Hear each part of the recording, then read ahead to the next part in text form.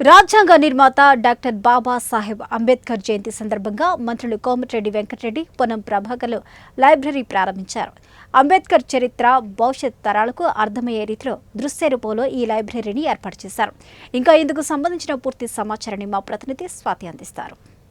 Doctor BR Ambedkar గారి జయంతి సందర్భంగా ఈరోజు ఆ మహానీయుడి మహాచరిత్రను భవిష్యత్ తరాల్లో ప్రతి ఒక్కరు కూడా తెలుసుకునే విధంగా ఈరోజైతే సెక్రటరియట్ ఎదురుగా ఉన్న మన అమరవీరుల స్తూపం దగ్గర ఉన్నటువంటి ఆ మహానీయుడి మహా విగ్రహం దగ్గర అయితే పొన్నం ప్రభాకర్ గారు, కోమటిరెడ్డి వెంకటరెడ్డి గారు ఆయన భవిష్యత్ తరాలకి ఆయన చరిత్ర అందించే విధంగా లైబ్రరీని అయితే ప్రతి ఒక్కరికి అర్థమయ్యే విధంగా ఇక్కడ బొమ్మ ఆయన చేసినటువంటి ప్రతి ఒక్క పనిని అంటే అతను చేసినటువంటి ప్రతి ఒక్క పోరాటాన్ని కూడా ప్రతి ఒక్కరికి నేటి తరం బాలలకు భవిష్యత్ తరాల్లో అందించేందుకు ప్రతి ఒక్కటి సంక్షిప్తంగా అయితే ఇక్కడైతే వివరించేందుకైతే ఇక్కడైతే ఓపెనింగ్ చేశారు. ఫస్ట్ మనం చూసుకున్నట్లయితే ఆ మహానీయుడి చరిత్ర మన రాజ్యాంగంలో ఏ విధంగా తను మొదటి అడుగు వేశారో ఈ పిక్చర్ చూస్తేనే మనకు అర్థమైపోతుంది.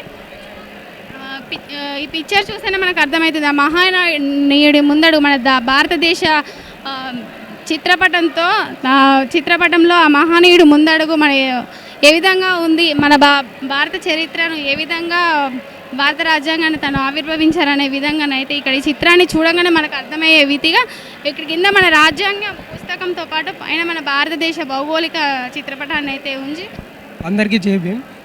మేము తీసుకున్న టాపిక్ వచ్చేసి ఇస్పాత్ అవర్ వాక్ అంటే అడుగు జాడలో మనం వెళ్తున్నామని రిప్రజెంట్ చేసినాం.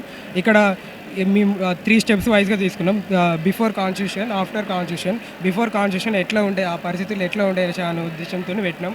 అక్కడనేమో స్వేచ్ఛ లేకుండా ఉండడం, ముందర మూత పెట్టుకొని అంటే చీపురు తన అడుగు జాడలలో అట్లా చేసినాం. తర్వాత ఇక్కడనేమో ఆలయాలకి ప్రవేశం లేనట్టు పెట్టినాం. అక్కడ దేవుని రిప్రజెంట్ చేసినాం.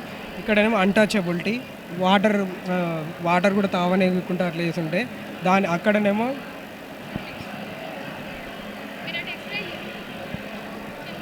ఈ 3 బుక్స్లలో ఈ బుక్ ఏమో లిబర్టీ, ఈ బుక్ ఏమో ఈక్వాలిటీ, ఈ బుక్ ఏమో సోషల్ జస్టిస్. అంటే లిబరల్గా ఆలోచిస్తేనే మనకి ఈక్వాలిటీ ఉంటుంది. అప్పట్లో లిబరల్గా ఆలోచించే వాళ్ళు లేరు.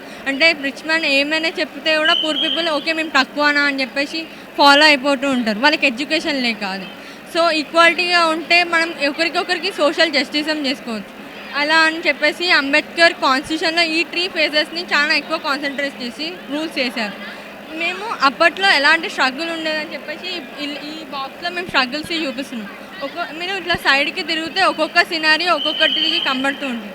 ఈ సినారియోలో వచ్చేసరికి పూర్ పీపుల్ చదువుకోవాలనుకుంటారు, కాకపోతే వాళ్ళని క్లాస్ లోపలికి అలౌ చేయరు.